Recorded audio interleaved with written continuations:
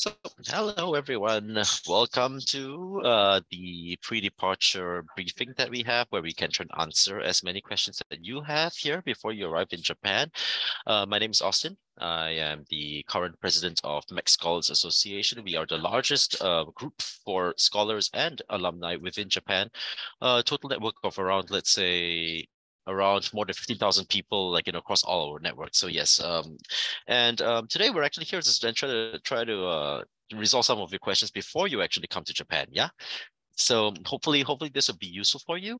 We may do another one for after people come to Japan, but so far let's try to go through some of the questions that you will have here today. This will be recorded and be put on YouTube, maybe as an unlisted link at a later date. So yes, just be aware of that. And this is also to ensure that people who are not participating, today, have the same access to information as all of you. Okay, so but today it's not me who's mainly talking, it's actually Haris. So maybe I want to give the time and the microphone to Haris. Haris, please. Yeah, thank you very much, Austin, and thanks to everyone who has joined, irrespective of the different time zones. So in Japan, it's actually evening and the sun is almost setting just in front of me out of the window.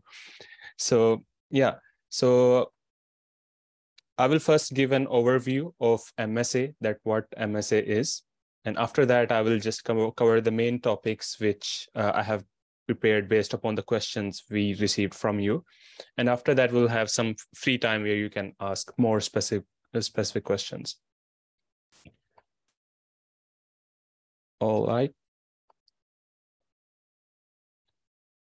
Okay, so MSA means MEXT Scholars Association, and it is the, as Austin mentioned, it's the largest scholars, foreign students association in Japan. And just to give you a background, there are more than 100,000 MEXT scholars so far who have come to Japan.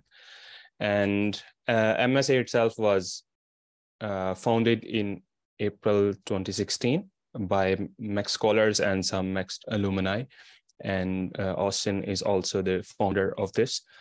And we actually directly work with Japanese government to represent MEXT scholars and deal with different concerns. So we basically have our mission statement as empower, engage, and elevate, to empower the students who are currently studying in Japan and build a kind of environment where they can actively engage with their alumni, with the government officials for their concerns, and finally to overall elevate the profile of MEXT scholarship all across the world. So today you are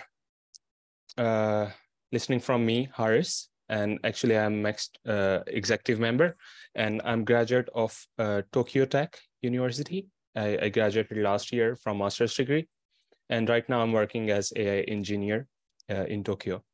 And also Austin Zhang is joining, who is actually president of MSA, and he's graduate of University of Tokyo. And right now he's IT engineer in Tokyo and also entrepreneur doing different things. So maybe you can ask him later. So actually he's very experienced because he has, I guess, lived for more than 9-10 years in Japan, right? I see. Your 11 years. I see. So he usually writes his experiences and different very complex procedures about Japan on his blog site, austinzhang.com. So that personally is very useful for me. So you can check it and read that useful information later. Yeah. So right now in MSA, there are more than 6,500 members all across Japan. So this is a bit of distribution of the members. So as you know, most of the universities are around Tokyo. So larger percentages in Kanto region. So Kanto is the nearest, the region around the Tokyo. So we have MSA core team, and under that we have some regional teams based upon each region. And there are some activities which are all across the regions, and there are some activities like some social gatherings on a regular basis. They are categorized as regional activities. And We have our presence on a number of social media platforms. The main one is our Facebook page, where we have more than 7,200 followers. And the other one is Facebook group, which is actually the most frequently used group by MEXT Scholars. And also we have another you can say our own social media platform, which is called MSA Junction. So it's kind of a LinkedIn-like platform exclusively for the MEXT Scholars. So there are more than 2,000 members on that platform as well. So we usually share information about job hunting and part-time jobs in Japan and different social events organized by MSA, and also tips about living and life in Japan. So on our Facebook group, this, as I mentioned, that it's our go-to platform to discuss any kind of issues related to your studies or life in Japan. And you can also post your concerns anonymously in the group. Like, these are some of the examples that you can share any concern if you have any problems with your professor or anything in your life in Japan. And the features of our MSA Junction is that there are different kind of job information which we post there in a more structured way. And also we share information about the social and career events. So also we have a function of providing mentorship to the students. So you, after joining this program, by looking at all the profiles of the alumni, you can find a mentor which you think is most relevant to your field, or which can help you in your life in Japan. And also, like, our alumni, they volunteer themselves to be mentors to help the new students. And how to join MSA, you can just simply go to mextscholarsAssociation.org, and this is the website link for the our MSA Junction. And actually, we are going to launch a MSA mentorship program very soon. So we were actually waiting for new students to arrive in Japan. So after probably by the end of April, we will launch this program, and I really recommend that you sign up for this, and based upon your profiles, we will assign you the mentors automatically. So I'm gonna share the link of all of our social media platforms in the chat, so that it's easier for you to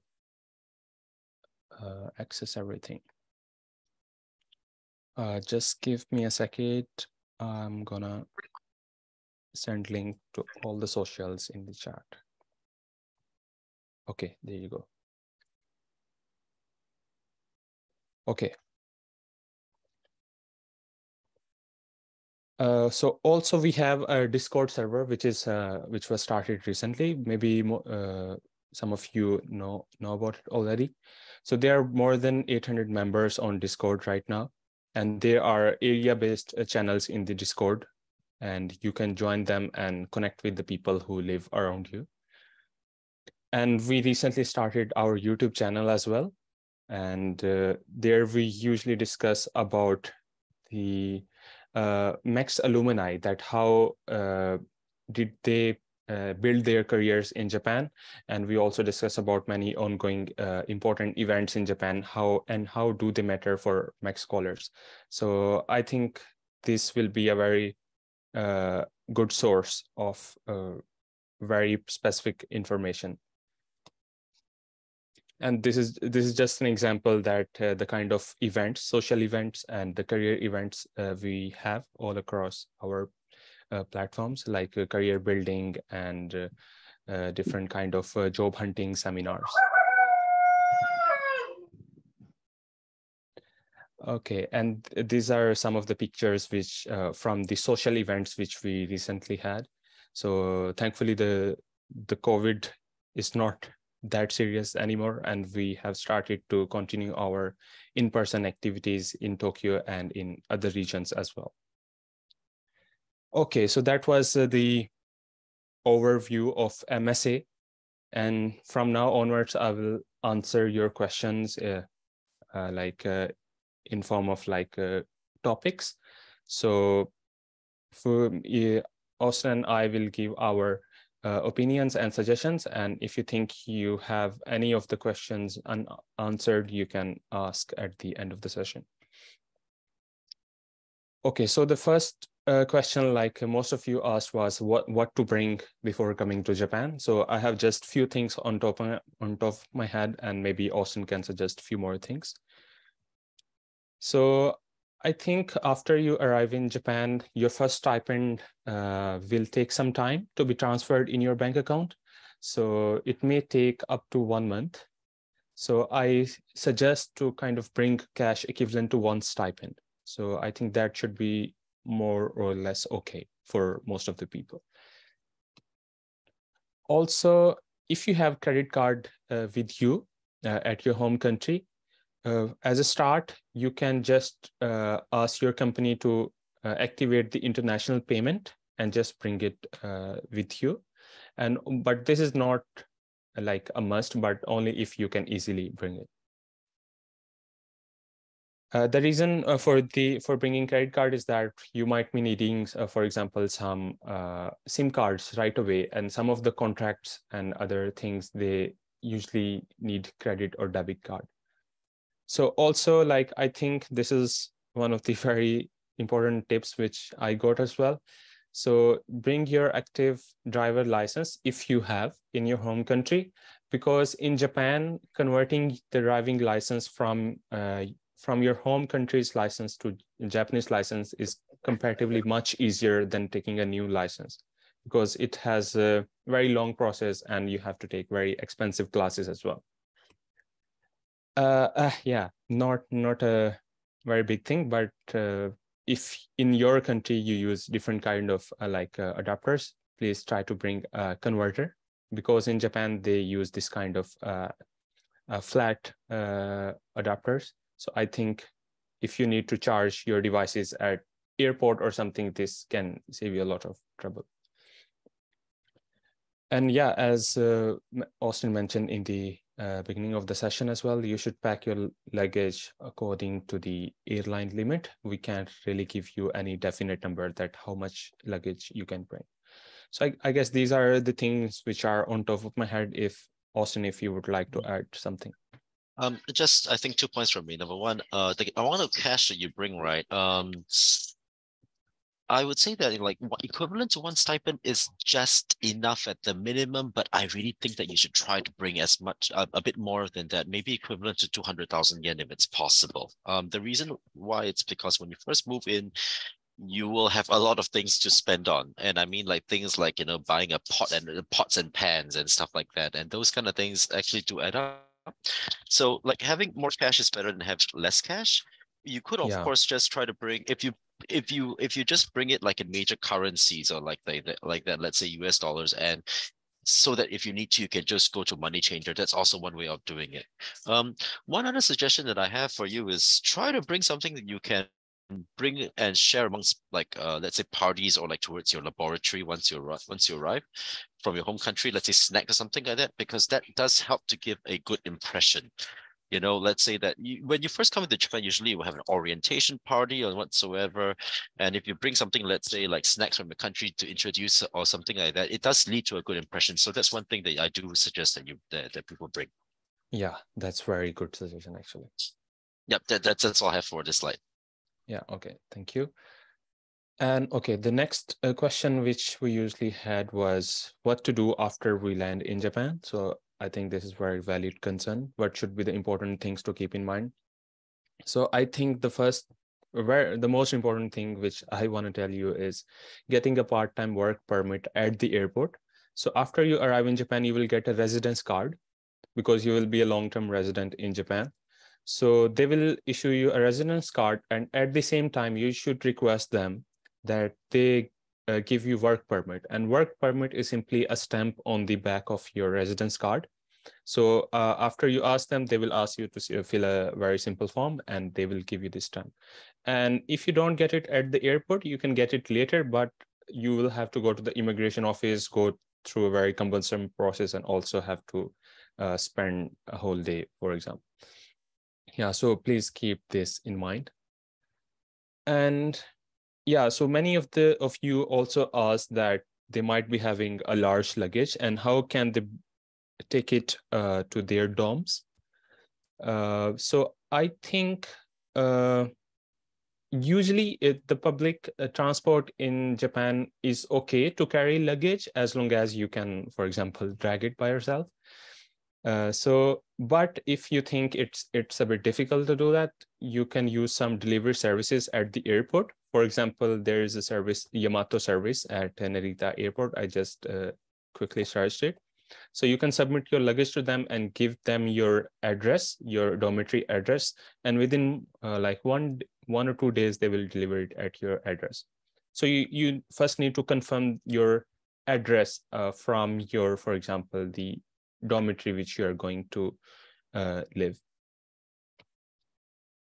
Also, some of you asked that they might be arriving in the dorm at time which is outside of office hours. So actually, I myself arrived on a weekend in the evening. So in that case, what you can do is just write them an email that they should accommodate you. For example, they have different tutors in the dorm.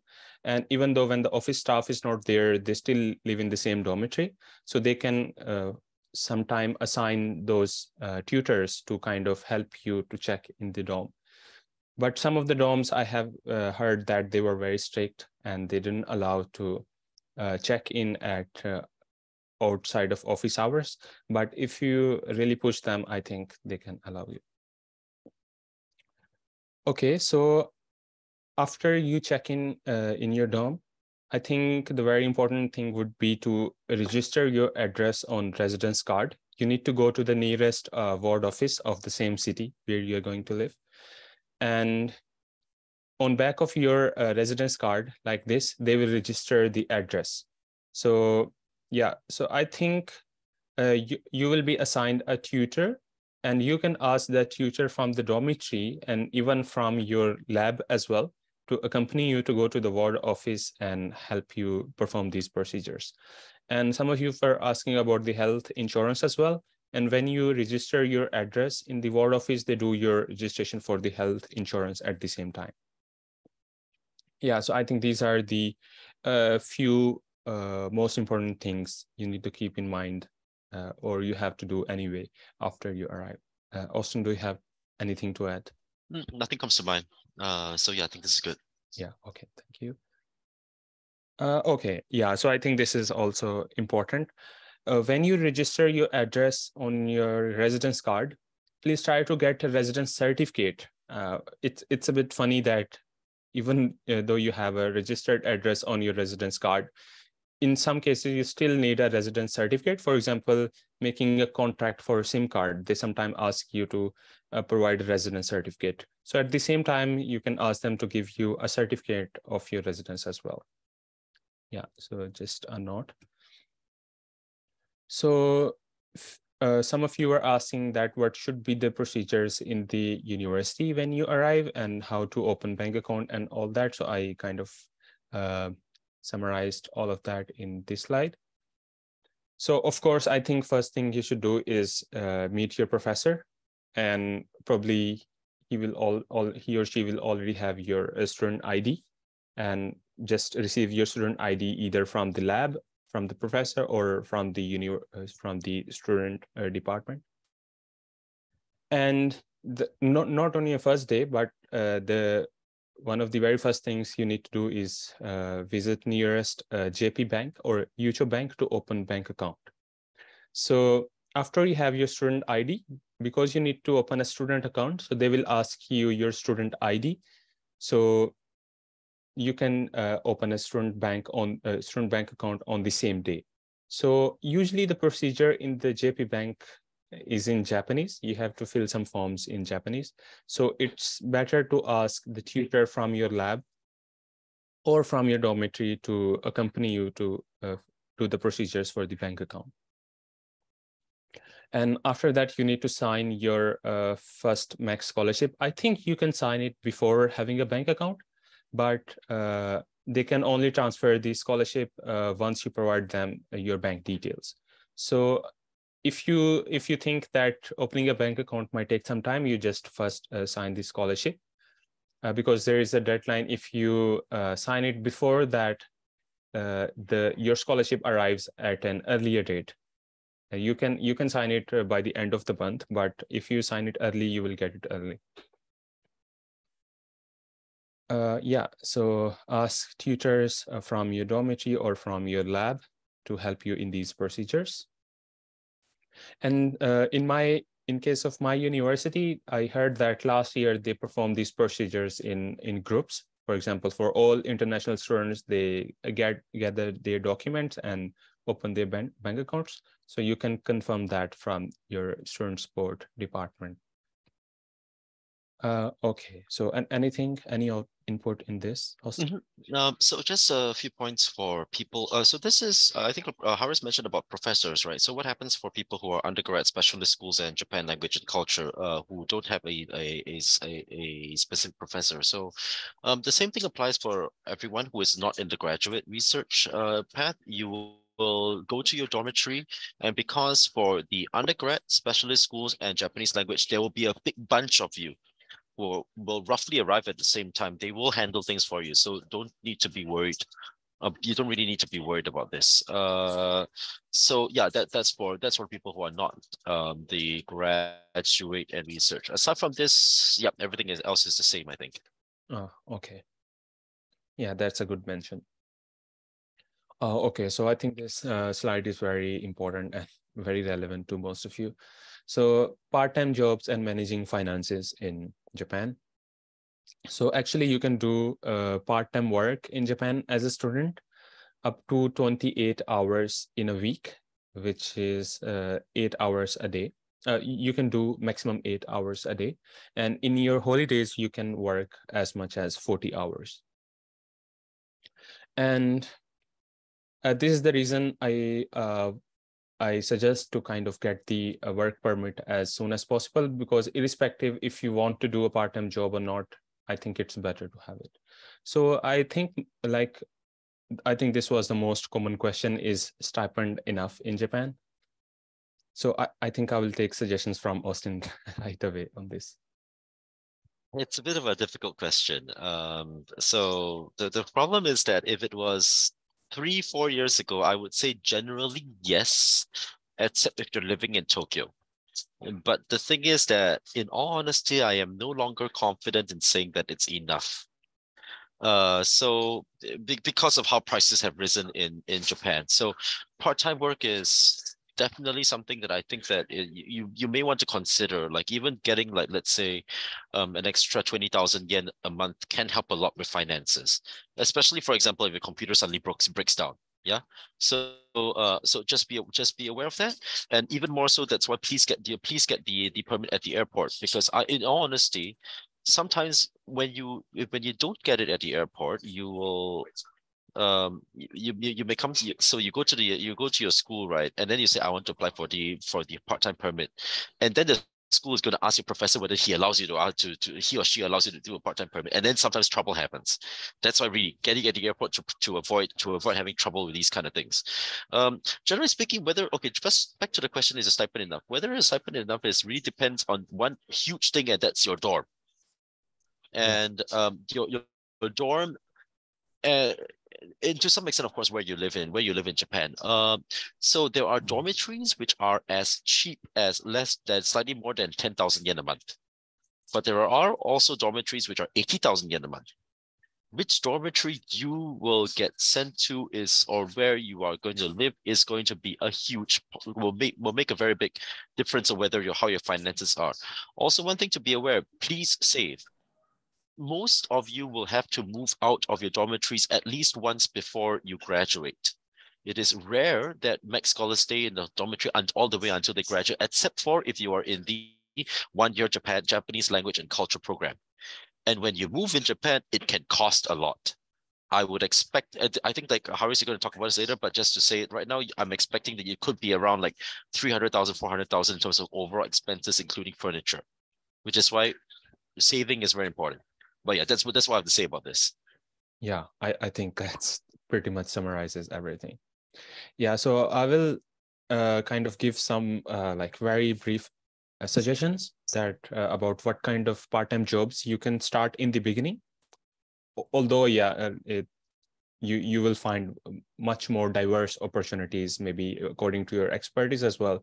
But for the start, I think almost every university offers student or research assistantship. So you can get that, and many universities allow you to work for like from 10 to 20 hours per month. And I think that will add to your savings, maybe 30,000-40,000 at least. So this is not that this is not to say that everyone will get it, but this is one option which you can explore. And English teaching jobs are quite common among foreign students, especially in Tokyo, should be in other big cities as well. So these are few of the companies which where I have worked for some time, and a few of my friends are working. So maybe you can take a screenshot or take a note, and you can just quickly check the websites of these universities. So these are the English teaching part-time options for you. Of course, you can explore a lot more. And of course, stay tuned on our social pages, because we usually share a lot of information about part-time opportunities and some internship and career-related opportunities there as well. Yeah. Austin, I think you will definitely have some suggestions for part-time jobs.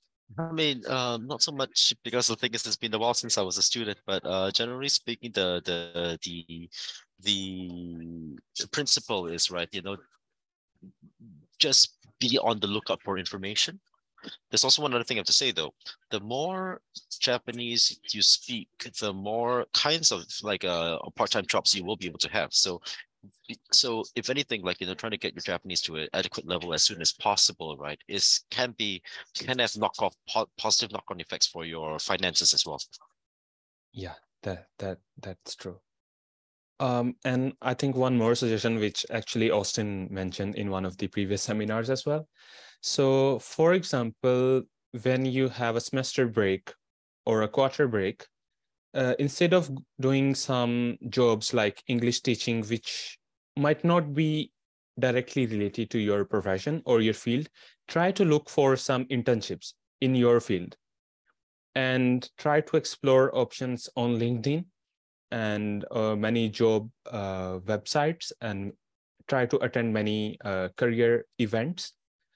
We will be sharing a lot of information about those kind of events on our social media pages and groups. But yeah, try to do the internships, especially if you, for example, want to continue job after your graduation in Japan. I personally did internships instead of like doing a lot of other English teaching jobs, and that helped me a lot when I started job hunting in Japan. So yeah, that's just one more suggestion I want to mention. Okay, so I think this is also a very major concern: how to get credit card and debit cards in Japan. So, oh, sorry. So there's a, okay. So credit cards, as I mentioned earlier as well, is used in SIM card contracts mainly, but like any kind of online payment, you would be needing either a credit card or a debit card. For example, having an internet connection or anything like that. So the best thing is, if you can bring credit card from your home country as a start, it can, for example, save you the time which you will have to wait to get a Japanese credit card. And if you have to get a Japanese credit card, I think for the students, the one most recommended option is Coop credit card. Coop is actually a kind of association which have their offices in every university. Every university has a Coop office, so you can visit that, and there is a student ID, a student credit card named as a Tuo card, as shown in this picture, and you can apply for this one. So many of the students get their application rejected because they apply for a very high limit, for example, 300,000 or 500,000, but try to start with a bit less limit. For example, in my case, I got my credit card for 100,000 yen limit per month. So I think you will have more chances to get your credit card accepted. After that, of course, after spending some time in Japan, you can explore other credit card options as well. Okay, so getting a credit card from your Japanese bank where you have your student bank account is very difficult, but you can apply for debit card from them. For example, MasterCard or Visa card, which you can use at many places. And also recently, this online payment service, Wise. So I just recently noticed that they have also launched their debit card service. So I think you can also check that. So I found this article on the internet, which explains about the Japanese credit cards in a lot of detail. So I think reading this will help you get some idea about different options as well. So I'm going to share the link of this article. And in the meanwhile, Austin, if you have any suggestions about this. I would say, like, even if you have an overseas credit card, having a credit card issued from within Japan can be useful because sometimes some websites will reject overseas credit cards. And sometimes the ATMs will also reject overseas credit cards when it comes to, like, withdrawing money. So having a credit card, as from within Japan can help you avoid these kinds of things. I believe Haris is going to be talking about the mobile SIM, like, after this. So I'll mention about, like, the EPOS card and the and GTN after this. Yeah, but yeah, sure. nothing else to add from this point. Yeah. Oh yeah. Okay. Thank you. Yeah, and on top of that, you have to pay that currency exchange fees if you keep using your foreign card in Japan. Yeah, so please keep that in mind as well. And I think every one of you would be needing a SIM card connection after you arrive. So I just want to give kind of an overview. So there are these three major mobile carriers in Japan as NTT Docomo, au, and SoftBank. So these are the major services, and they have their own, you can say, contracts or SIM cards, but usually they are a bit expensive. So unless if you don't care, you can get them, but I have some more other options to suggest. So there are some sub companies which give you the internet connections, and they use these like carrier services from these major companies. For example, Linemo, Rakuten are one of the very popular options, and they are very economical as well. Yeah, so try to search for these like companies which give you the services based upon these carriers. That will be much better than the using these services right away. And some companies, like many of the cheap and economical companies, I would say, they usually require a credit card to open contract with them. But recently, some of the companies have started to accept payments from your Yucho bank as well. So Linemo is just one example. So I just recently checked that. So I think you can have a look at this later. And yeah, I have a little more information about the SIM card. So there is a service named as GTN, and they issue the SIM card and credit card at the same time as an option if you want. So actually, this is the recommendation from the MSA side as well. So they provide you a Japanese-based credit card, and they have like good reviews about the connection as well, and they have English customer support.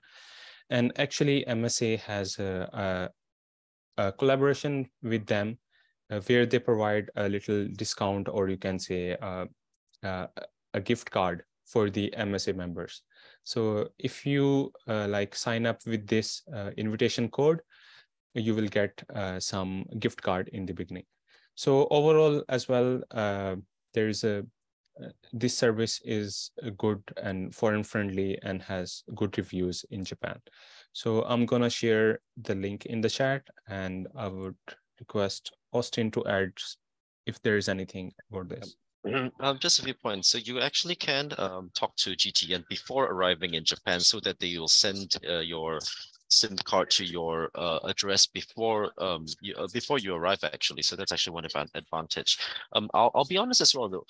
GTN is not the most the cheapest like provider in that is around. So I'll just have to be honest about that. It's just that because of the English support and the gift card, and also the fact that having a GTN connection also gives you access to apply for a credit card, which they also operate, right? Which most probably will be able to get, right?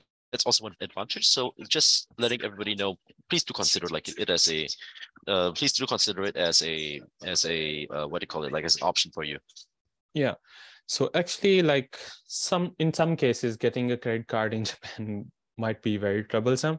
I got my first credit card, Tuo card, relatively easily, but after that, many of my applications for credit card were rejected for some reason, which I don't know.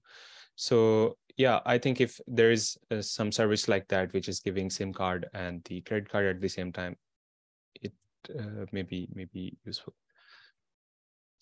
Okay, so the next topic which I'm going to cover is about the residence. So maybe most of you are already assigned dormitories from your university, and some of you might be interested in finding your personal apartments as well. So from a personal opinion, I think if you're getting university dorm, it may be very easier for you in the beginning because there is no administrative process and the administrative charges, and usually they are very economical. In some cases, they are not that economical, but usually they are much cheaper than the any other public apartments. And they are usually furnished, and you don't have to spend too much when you move in for the first time in Japan. And if you are going to be living in Tokyo, I have a suggestion for this international dormitory, Tokyo International Exchange Center. This is a dormitory by the JASO, and it's also quite subsidized. And actually, I lived there during my student time, and it is a very nice place, and also very subsidized, given that it's in the central Tokyo. Yeah, so but if just like by any chance you have to find your own personal apartment, you will be needing to contact a property dealer, and they will be finding apartment you and do all the kind of contract work. But it may cost a lot because you have to pay different kind of charges. For example, the fee for the agent, the fee for the initial move in, and all those kind of additional charges on top of the rent. But if you have to find an apartment, you can connect with the JSB, and MSA has a partnership with them, and they also provide English support.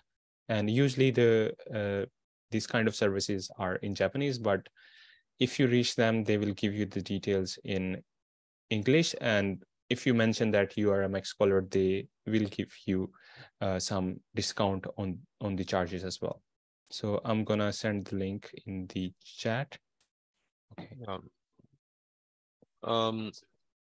So we just received a question about why would somebody be requested to vacate the university dormitory before graduating. The thing is that many university dormitories actually have a rule which says that the maximum length of time that you can live, that any student, both Japanese and international, can live there is, let's say, 2 years or 1 year, or even just one semester. That does happen as well. So which is why, to be honest, many people want to live in the dormitories until they graduate because, of course, it's right. But due to a lack of space, many people won't be able to do so. So that's why I did mention earlier about saving for the case that you need to live in a dormitory. You need to leave your dormitory. So that's one thing. Another thing is that there is kind of like a middle ground between a university dormitory and a private apartment called a share house here in Japan. So the thing is that, if you are a bit strapped for money, but you have to move out, do consider places like share houses as a middle ground, in a sense where it is less of an initial fee, often comes furnished, but of course you don't have privacy. you probably need to share your toilet and to share your the kitchen with other people. So it's kind of like a dorm. So yeah, letting you all know about that. There is no overall rule, so you'll have to check with your university dormitories for how long you can live in your dormitory before you have to leave. Yeah, and please check the website of your university, because university, in addition to their own dormitories, they also usually have information about the recommended dormitories or share houses, especially in my case, Tokyo Tech, they mentioned about this another dorm, which is also by the government. So yeah, please check the website of the university as well. Okay. And some of you were asking about calling your family in Japan. So I myself, I'm currently living in Japan with my family, and my family arrived during the period when I was student. So it is actually possible, but only thing is that you have to apply for certificate of eligibility first at the immigration office. And right now I heard that it is taking from 2 to 3 months. And after you get the certificate of eligibility, you need to send it back to your family in your home country, and then they will apply visa, and then they will be able to arrive. Yeah, so I'm not sure if there is any more important information to mention about this. Yeah, okay. Okay, so I think like many of you are also asking about changing your status from research student to degree program student. So these are the few things which are a bit generic I would like to mention. So in principle, from MEXT rules, you can be research student up to 2 years.